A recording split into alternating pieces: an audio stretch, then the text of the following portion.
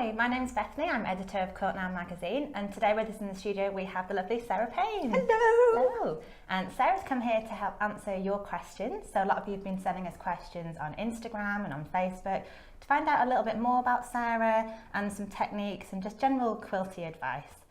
So should we start off? Yes, fire away. So Jenny says, your recent trip looked phenomenal. Says, what was your favourite part about the trip and did you bring any goodies home? Actually, it was amazing. I went to Nepal and India and I was away for 2.5 weeks and I had to buy a second suitcase to get it all in. So I bought 8 quilts from Jaipur because they're famous for their quilts over there.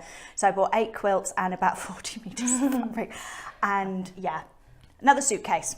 Yeah, lovely. And we will be seeing a couple more of Sarah's quilts in an upcoming issue, so stay tuned for that. And Julia has 3 questions for you. Oh, okay. So she starts off with, what comes first? Is it the fabric or the design? So when you're planning a quilt out. Okay, well, actually that's quite an interesting question because it really depends on what I'm doing. Sometimes I'm doing projects for the TV, which is, it's all about the fabric. So the fabric comes first and then I have to choose what I'm going to work with.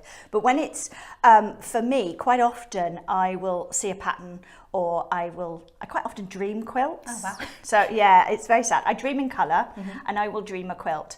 So I'll wake up and it's like, right, now I need to find the thing to make that. So it really depends. Do you keep a notebook by your bed then? I do. Yeah. I do. But sometimes I wake up in the morning and I read what I've written and it's complete garbage.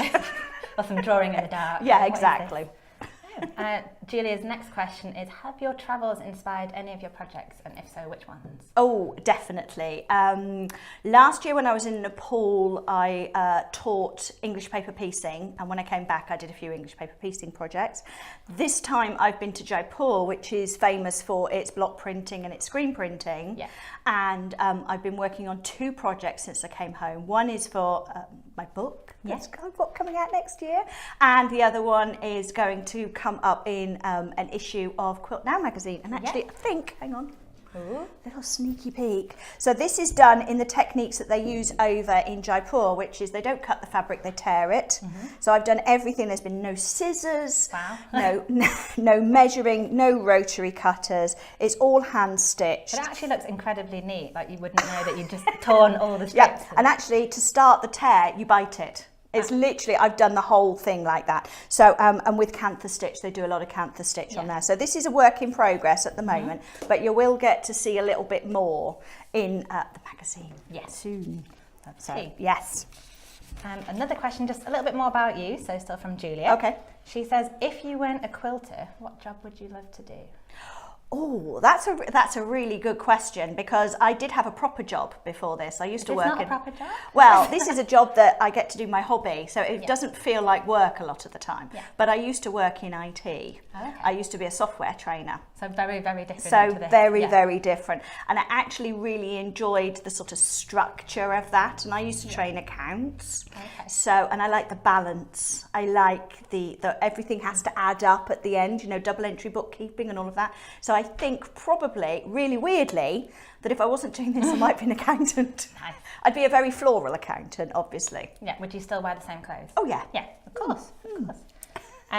Natalie would like to know, where do you get your inspiration from for your new pattern designs? Everywhere. Literally, I have the best invention for me is the mobile phone with a camera because I'll be sitting in a restaurant and I see a wallpaper. I'll take a picture. I'll be walking down the street. Sometimes it's the floors, you know, especially Victorian. In Peterborough, there's lots of Victorian houses where I live and they've got those wonderful floor tiles. So sometimes it's that. Sometimes it's a colour. Sometimes it's a theme. Even somebody might say something to me and it'll spark off an idea.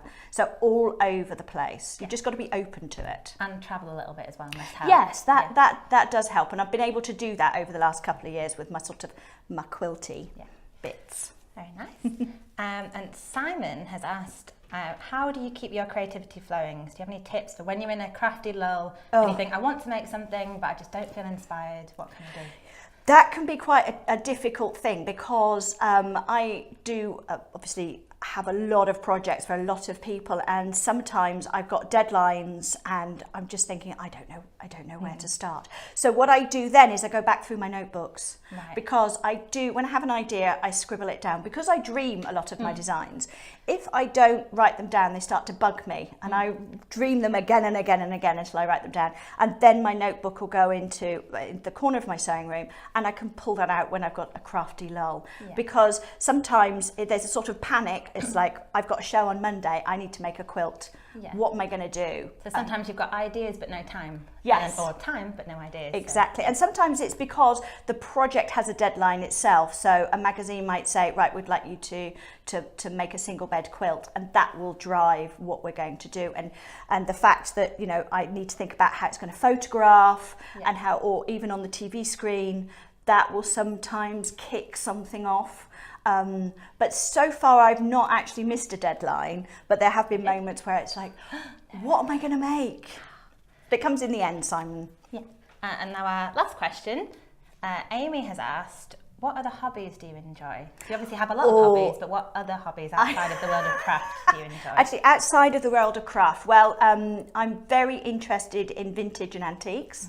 So myself and my lovely partner Paul, we go to a lot of antiques fairs, vintage fairs. We collect I collect lots of sewing things, so not thimbles, but little, when I see scissors or little tiny silver pin cushions, or I'm really into, at the moment, in the 50s, they used to sell their needles, especially in Eastern Europe, in little card folders, and the little card folders would have pictures on them. They'd be flowers, or they'd be animals. You open them up and the needles are inside.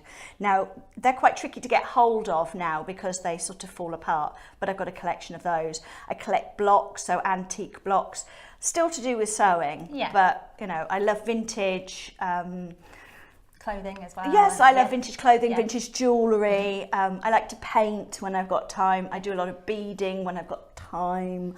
But most of my spare time is pretty much filled with sewing, because if I'm working, I'm sewing. If I'm bored, I'm sewing. If I'm tired, I'm sewing. So it just makes me happy. Good, that's what we like to hear. Well, thank you very much, Sarah. So that's all we've got time for with these questions. And if you'd like to find out a little bit more about Sarah, please go to www.sarahpayne.co.uk, or you can head to the Quilt Now website, which is www.quiltnow.co.uk. Thanks for watching. Thanks. Bye-bye.